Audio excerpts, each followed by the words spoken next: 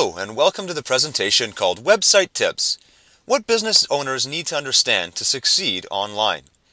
This presentation is designed for new entrepreneurs starting up a new venture, or even experienced business owners who may need a little bit more experience or better understanding as to how they can advertise their business on the internet and interact with their audience, potentially find new customers. First thing you want to understand is that your website is a major factor in business. If you're in business today and you're not online, you're missing out on a huge opportunity to connect with your existing audience, as well as tapping into a major market of potential new clients. There's three things that I want to cover in this presentation. The first point is that your website is your primary gateway to your audience. And I want to get into some of the specifics around how you can find your audience on the internet. The second point I want to discuss in this presentation is that your website and your online presence in general needs to be considered a core business process, just as important as many of the other things you're doing in business today. Third and final point is all about having an online plan so that you can market yourself effectively, interact with your audience, engage people who may be interested in you, and follow up with each and every person who expresses interest in your business, positive or negative. Let's dive right into the first point. Your website is your primary gateway to your audience. What I mean by that is people are out on Google, they're on Facebook, they're on Twitter, and they're on many other social networks as well. There is no shortage of information on the internet. People are able to find pretty much anything, any answer to any question they may have. And the interesting thing about all of this is that every single one of those people who's on the internet and participating on these sites like Facebook and Twitter and Google and so on has the ability to search out information about products and services that your company produces. Now, if that's the case, you want to make sure that you're as active as possible anywhere these people may go. And it's kind of like the old adage about a real estate agent needs to have their face and their logo and their branding all over the place, on bus shelters, on benches, on newspaper ads, anywhere they can be. Anywhere where their customers may be, they need to be as well, simply for branding purposes.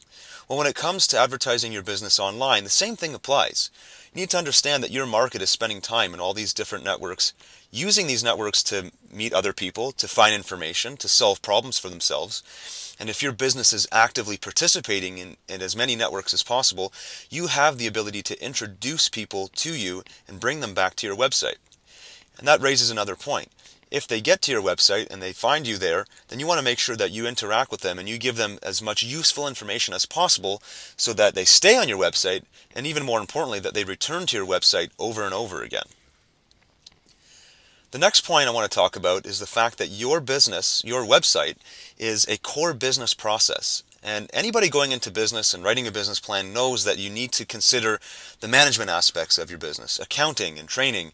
You need to have a way to support your customers, and of course you need to be able to sell and to drive sales. But you need to think of all these things in the same way that you think about the internet. The internet is also a business process that you have to consider as a major component of what you do in business. The internet, like I talked about in the first point, is a gateway for your customers to reach you. And so you don't want to, too many business owners make the mistake of treating their website as kind of a secondary thought. You don't want to let that happen because you're missing out on a chance of making a really good first impression on people if your website is not up to par, or if it's out of date, or if it's not accurately representing you and your business. So think about your business as your website as a core business process, and treat it with the same amount of respect as you would your accounting or your training and support and so on. The third and final point I want to get into here is your overall online plan. It's really easy to go out and hire a web developer for whatever rate you want to negotiate and have them do all the work, but you're kind of relying simply on that person's perspective and their development practices to base your entire business around. And so I want to talk about having a plan, and the first component of that plan is to be able to keep your site current. This is something that many business owners, especially new business owners, are missing out on. Putting up a website with yourbusinessname.com and just listing your company history and your experiences and your products and services doesn't really cut it anymore. You need to be able to stay current. You need to invest in your website and to populate information so that people feel like they want to return and read more information from you. And this is where the whole aspect of blogging has really become big. Publishing things like news articles and videos and promotional events that you want to run. All these different kind of things can contribute to new content on your website and give your visitors reasons to come back and check out what else is happening at your business. Another big thing that's missed by people when they first get a website up is they hire the developer who goes ahead and makes their site look nice, but then they have no audience. Just putting up a website under yourbusinessname.com means nothing. It doesn't mean anybody is going to visit it. So probably just as important as bullet 1 is bullet 2 here, and that's a plan to generate traffic and build an audience. And there are so many ways of doing this. There are so many aspects to driving that traffic to your website and to finding new people to come and visit you. And so it would be in your best interest to learn about different strategies and techniques that you can use to have more and more people joining and coming to your website to read your information. So are you spending time learning that and figuring out how to do it? If you are, and if you're starting to build an audience, then the third and final point is also very important. You need a way to measure the success of your website. And when I'm talking about success, I don't just mean the number of people that visit your website, although that is an important statistic.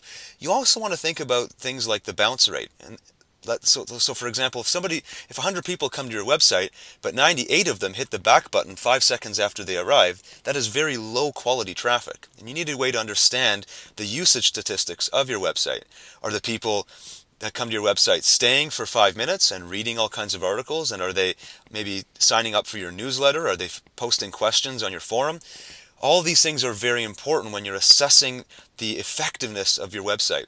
And so measuring statistics is a huge thing. If you're setting up a new website today, make sure you have a way of capturing statistics. And if you look at the picture here on the screen, that's a screenshot right out of Google Analytics. Google provides free utilities for you to measure and track all of the statistics and analytics on your website as they occur day by day.